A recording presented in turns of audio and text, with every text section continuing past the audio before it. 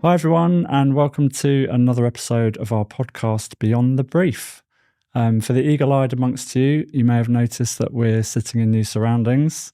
This is our new podcast studio, which we're delighted to be in Devons Road in East London. And I'm joined today by my lovely wife, Sarah. For those of you who've not met Sarah before, Sarah is co-founder of New Creative, having set the company up, and is our executive creative director and also a certified brand strategist. So welcome, Sarah. Thank you very much. And we're here today to talk about brand and how to create a strong brand, which I think is hugely relevant at the moment, having just come off the back of a pretty challenging budget. So for any business owners out there, probably feeling a little bit like us at the moment, which is that budget had quite a sting in its tail for business owners. And so I think probably a lot of people are feeling a little bit nervous about what's in store for the next, 1 year, 5 years, 10 years. How far do you want to go? Hopefully not more than that, but yes. But definitely it's going to be a challenge. So I think hugely relevant that we're here to chat about, how to create a strong brand, effectively how to be a great, strong business and do really well, and hopefully, do better than other businesses in difficult times. So let's get right into it, Sarah, and let's just try and put into layman's terms for our audience today. What do we mean by strong brand? How would you define that in layman's terms? I suppose there's not one way of describing what a strong brand is. It'd be different to different people, I would say. Lots of brand strategists out there will have a different opinion to me, or, a different way of describing it. But for me personally, a strong brand is a consistent brand, a brand that shows up time and time again in the same way, a brand that knows their audience inside out and then can effectively communicate to that audience really well. And they show up authentically. So, they have values and they have a culture that they stick to, and that's the way that they represent themselves time in, time out. And that in turn will instill really good trust and loyalty to that audience that they're talking to. So that's how I would describe very simply what a strong brand is. Thank you very much. And I think that sort of consistency piece is probably something we see time and time again. Sounds like it's something easy to do, but in reality, it's probably one of the biggest mistakes that a lot of brands make. Yes, it's really hard work. Yeah. So is being consistent just about having, a great set of brand guidelines that, your team can follow? Or is there more to it? Where do people go wrong with showing up consistently? So I think probably the B2B sector is ones that really struggle with being consistent in their brand. I can see it time and time again, especially with the large corporate companies where, you have a lot of people that you have to manage in terms of, trying to keep that consistent brand. And I think it's very difficult to manage. I'm not going to lie, it's a really difficult thing for large corporate businesses and B2B brands to manage. So do you think it's not enough just to have great set of brand guidelines? No. So is this about training? Is it about internal practice and policies? Where do you go to make sure that you're showing up consistently and that that's delivered across a big, large organization? When you're building a new brand or, you've refreshed your brand, it's really important that when you're communicating this new change, that you do it both internally and externally. So externally, it's a no-brainer, really. You need to explain and communicate to your audience why you've changed. And then a lot of brands don't realise the importance of that internal perspective. So when you have a new or refreshed brand, you have to communicate that internally, and you have to do it all the time. It's a consistent message that you have to be telling people internally about who you are, what you stand for, and making sure that they turn up in the same way that everyone does, so that makes a consistent brand. So that internal alignment piece then really comes back down to how that's pushed out through an organisation, how you onboard new staff, Yes. So, a really good set of brand guidelines is really important, but you cannot just give somebody a set of brand guidelines and expect them to know how to execute it. So that onboarding process where new people start is incredibly important. It's a really good opportunity to embed the brand into the team. So I would say, when you're onboarding somebody, possibly you have a brand book or a brand Bible, some people call it, and you have to train them to use the brand properly. And that's not just visually, it's how they speak, how they turn up, the attitudes that they have. How you look, how you feel, how you sound. Exactly. Yeah. How you look, how you feel, and how you sound. So that brand consistency piece then ties into perception of the organisation, trust, authenticity, all the things you touched on a moment ago. Because if you're not communicating consistently, then you're not being authentic to, who your brand is. So that's really important. And I think sometimes you can see brands not following that. Have you seen any examples of that recently? Yes. Anything you'd like to share today? So recently there's been a lot of noise about Gary Barlow and his son. Right. Yeah, I know the one you're referring to. I feel very sorry for the family. So for those that haven't seen this, I mean, you might have needed to be under a rock in the last week to have missed this one, but this was, I think, a family photo. Family photo. I think they're on holiday and Gary Barlow's there with his family and his son is quite a bit taller than he is and the rest of his family, which, it's not unusual, let's face it. We have a very tall son. He is quite a bit taller than us. It's not unusual. Than you, thank you very much. and taller than you. So it's not an unusual thing. Yeah. But it seems to have really blown up on social media. And I think there are some brands out there who have sort of jumped on the meme bandwagon. Yeah, see the trend. Yeah. Seen this trend, thought, wow, that's an easy win for us. We're going to get, let's get in on that noise. Let's grab some followers. Let's grab some followers, grab some attention. Yeah. But I think to the detriment of their brand. So, a key brand that I would say has not done this effectively is Host Seasons. Host Seasons is a holiday brand. Yeah. And one of their values is offering kind words. And then they jump on this meme bandwagon. And it's not a particularly nice thing to make fun of someone's height, right, at all. Or to make fun of the difference in height in a family. It's not, personally, it's not something I would do.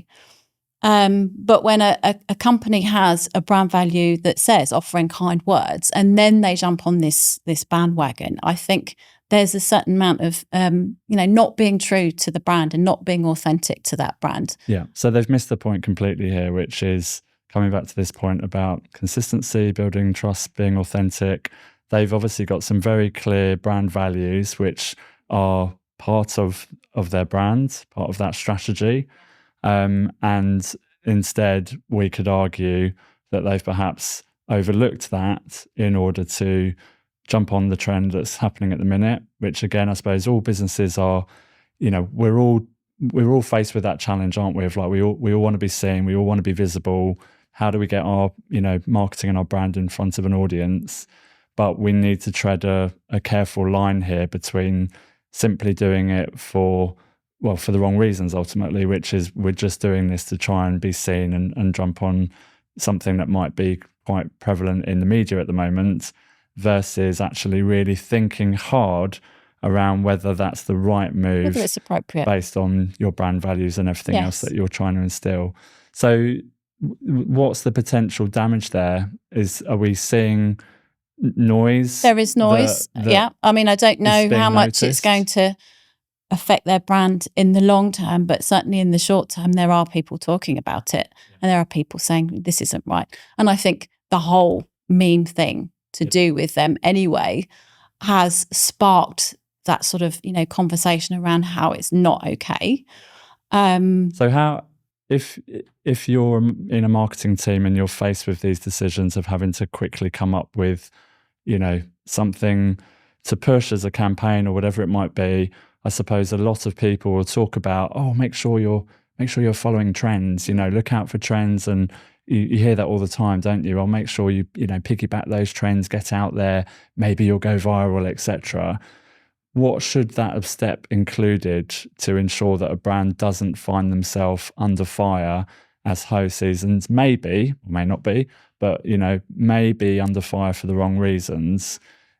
What's the simple step that should be in that process? I do wonder if that team knows inside out what the brand is and what it stands for. So that's back to the communication piece. Back to the communication internally. You would hope that Ho Seasons is a large business, is a large company, should do this.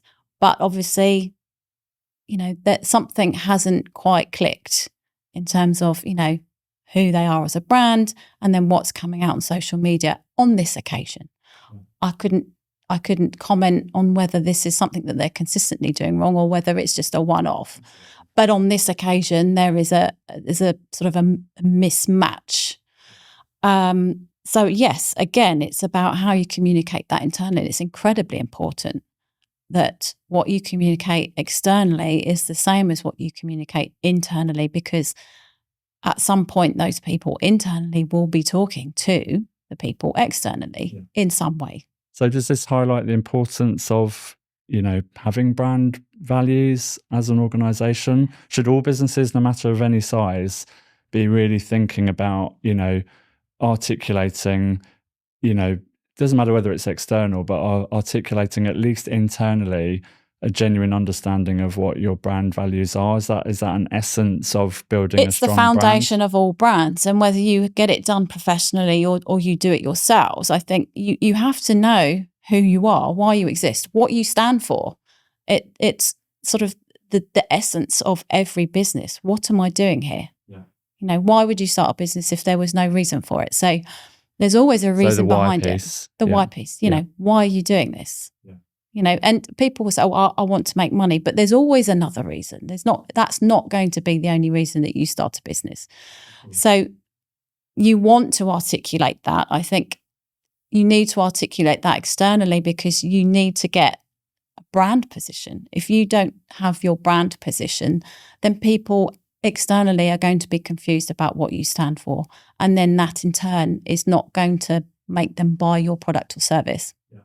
So if you're a small business today, let's say you're a startup, let's move away from talking about large organizations. But if you're a startup today and you've got a business and you're maybe faced with some of those kind of classic challenges that businesses, have right now or might be struggling with over the, as we've said, in a challenging economic climate, those problems of, lack of brand awareness or struggling to connect with your audience, would you encourage those businesses of any size, one-man band, 5 people, 10 people, 50 people, to be really going back and evaluating whether they have a very clear set of brand values and ensuring that is, understood, well communicated, and then that they are living and breathing those values and being authentic to them? Yes, and it's not just about brand values, of course. You need to think about, your vision for the future. So your brand vision, the mission of your business. That's why you exist. Beyond making money, why do you exist?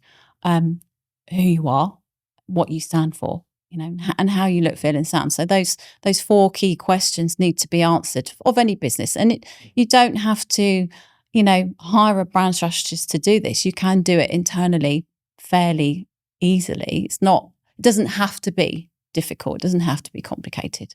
But it's getting those 4 key questions answered in the first place, which then sets you up to build a really strong brand because you know exactly where you're going and how you turn up for it on a daily basis. And if you can do that, then you are going to be on the road to building a strong brand.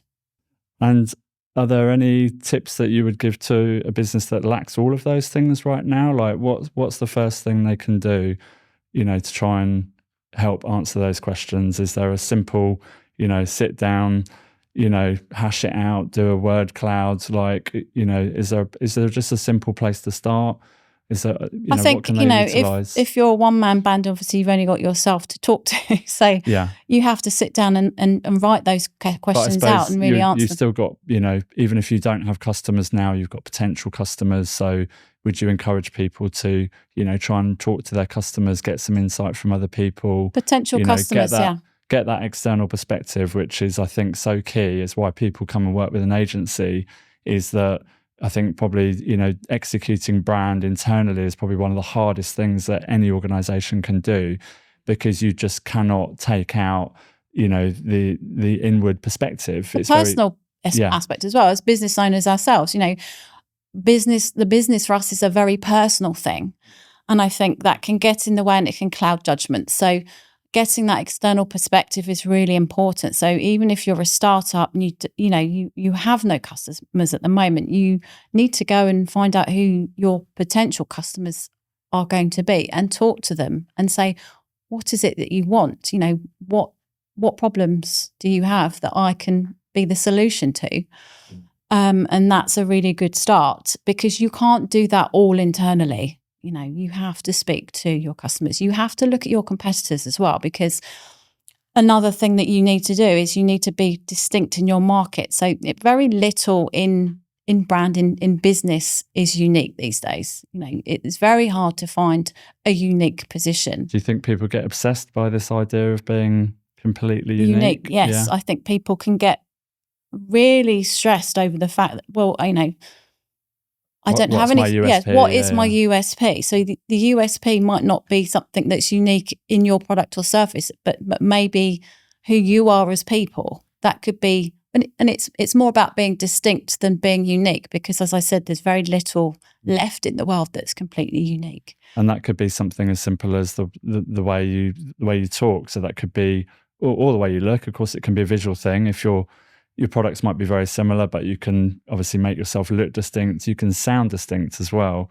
which I think is a really clear key thing that's often overlooked. And one key brand that's done that recently, and they're talked about all the time, and I'm not going to talk about it too much, is the water brand Liquid Death. Yeah.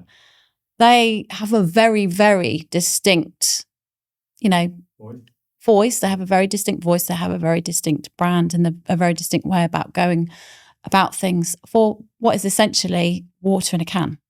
And there's lots of water brands out there, but they do it very differently. So they're not saying, hey, our product is unique, because it's not, but the way that they look, feel and sound is very distinct. And that's what's making them very, very successful. And they have a very strong brand in the market. Yeah. And is that, have they managed to do that for any specific reason? Is it pure? Is it more about how they sound or look, or it's both? They buck the trend really. When you think about water companies like Evian, where it's all about the mountains and the freshness, and they don't do that at all. Yeah. So there is a distinct piece to it. Yes, they very much go against the grain, and that's what makes them so good. Is that it sort of makes you think, whoa, hold on a minute. So do you think in order to be successful as a brand now, you have to be sort of fearless in your willingness to be kind of bold and different? Like, I think you touched upon B2B earlier, which is B2B brands, I think, historically have always been very guilty of, kind of being a bit of a sheep, following success, doing what other people do. And of course, they all end up looking and sounding the same, because there's that slight fear and whatever it is, for whatever reasons, that, not being comfortable, being distinct, or so, yeah. There's more of a fear factor in B2B, definitely. If you think about 10 or 15 years ago, most B2B businesses were blue. And that's changing. I think the B2B world has sort of woken up to the fact that they can't be the same as everybody else, because most markets are crowded these days. And so you need to stand out. And there are B2B brands now that are very different. So I think they've come a long way, but I think there is still that fear that they're going to alienate their customers. And I think they need to be, if they are worried about alienating their customers, then they're not talking to their customers. So the first most important thing is to talk to their customers and say, what is it that you want? Because that will very quickly tell you you know, what they can and can't do, what the parameters are for how far they can go. Yeah. And I think that's often comes from a place of, again, that sort of inward looking perspective of trying to do things as a brand on your own rather than, you know, working hard to get that external perspective, which I think B2B businesses don't do as well as B2C organizations, where they're much more customer centric, much more focused on consumers, because they've got to be thinking about shifting products and sales and all the rest of it. Yeah. And, you know, you can't forget that business is about people, effectively. And when you're in B2B and you're a B2B service, then it's even more important that you remember that business is about people, because what you're selling is a service to somebody. So, you know, a lot more B2B brands are more human these days, and that makes a huge difference. They used to be very clinical, and that obviously has changed a lot. So I think we should conclude today some of those sort of key elements that we've talked about, which help build up this idea of what makes a strong brand. And I just want to sort of end with some of those kind of key takeaways that an organization should be really thinking about. What mistakes to avoid. We've obviously touched on a big one today of ensuring that you present yourself in a way that is authentic to your brand, so those values and things like that. So how would you summarize those kind of key things to leave people with those thoughts today? So it's, you know, I come back to being consistent, you know, internally and externally. It's really important. Being authentic, knowing who you are first in the first place, and then communicating that consistently over and over again. If you're saying the same message and you're turning up in the same way visually, and everything is consistent on all touch points, whether that be, you know, marketing, social media, digital, then your message is much stronger. And that creates that trust aspect and that loyalty aspect. Yeah. So for me, that's the main piece. Yep. That's fantastic. Well, I think we've had a huge amount of information there, some really clear thoughts around what people can be doing, what to avoid, you know, all those key tips on what they can do to ensure that they're consistent, authentic, and show up like that every single day. Mm-hmm. So thank you very much. No I know problem. You hate being on camera, so well done for joining us today. And I hope that we can convince you to come back on future ones as well. I might give it a go. Let's see. But for now, thank you very much. And thank you for watching, and we'll see you next time.